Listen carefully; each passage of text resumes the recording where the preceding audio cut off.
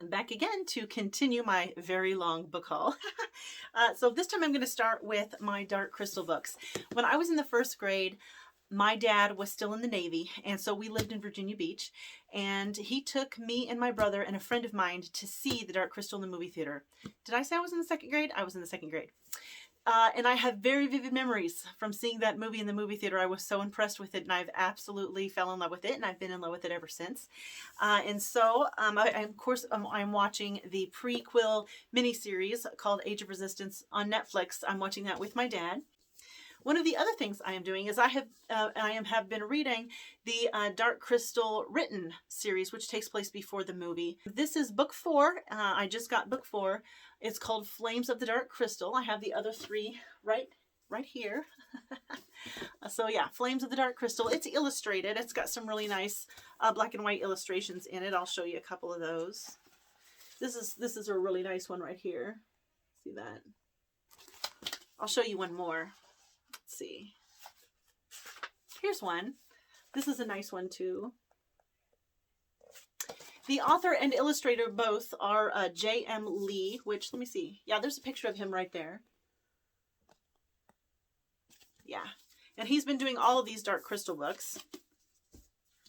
And then I found on Amazon this one called Songs of the Seven Gelfling Clans, also by J.M. Lee. All these Dark Crystal books are by this J.M. Lee and illustrated by him too, because there's no separate illustrator listed, so I'm making that assumption. And this is all about the lore of the Dark Crystal world. It talks about the Gelflings, it talks about the Pod People, it talks about the Skeksis, it talks about various things. I haven't actually read it, I've just kind of skimmed through it, and it's absolutely beautiful inside. Look at these illustrations.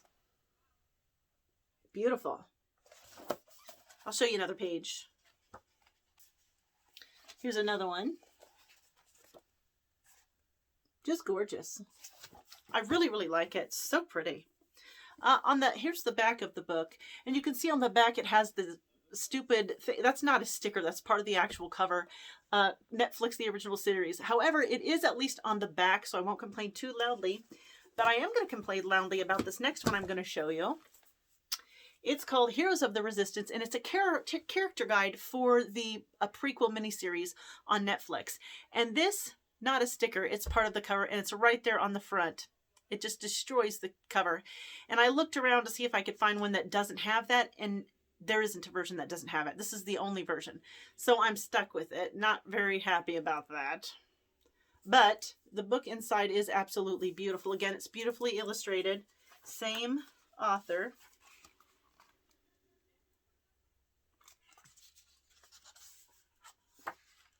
Oh, yeah, this little thing. So yeah. See, I'm really pleased with these books, except for that stupid little Netflix sticker. And then I got this nice Dark Crystal journal, which I thought was really, really nice. Spine, back. And the really important thing here is that it has this elastic band. I'll show you the pages. They're all the same. All the pages are the same.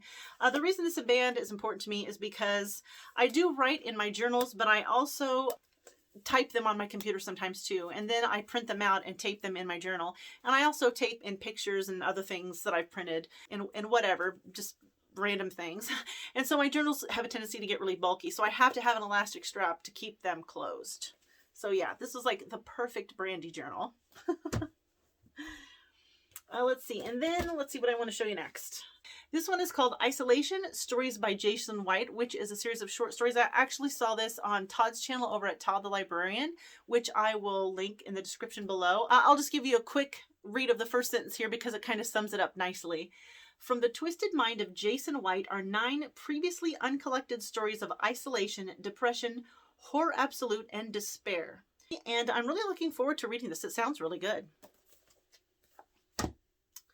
And then I got my books from my Boxwalla subscription. If you don't know what that is, it's a subscription box that you get every other month. And it always has 2 trade paperbacks in it and then 1 non-book item.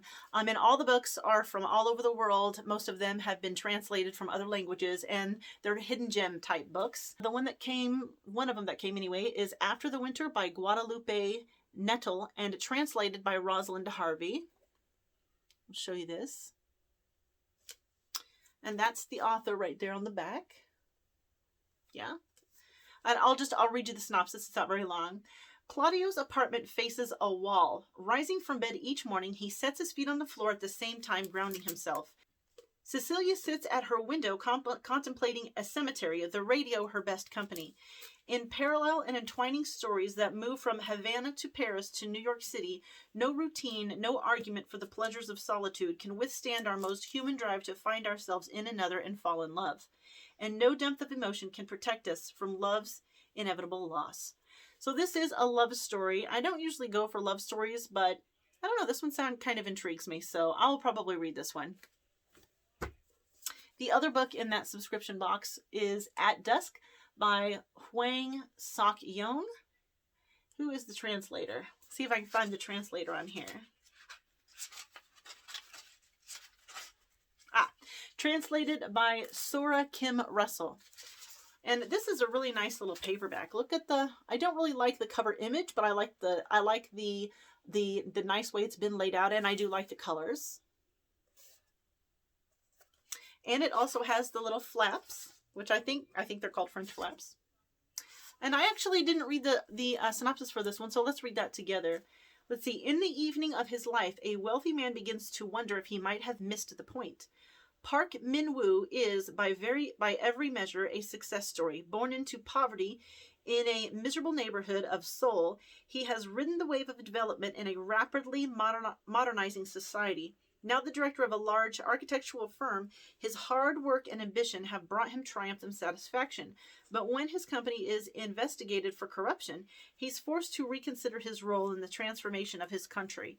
At the same time, he receives an unexpected message from an old friend, Cha Suna, a woman that he had once loved and then betrayed. As memories return unbidden, Min-woo recalls a world he thought he had left behind, a world he now understands that he has helped destroy. Well, that sounds kind of sad.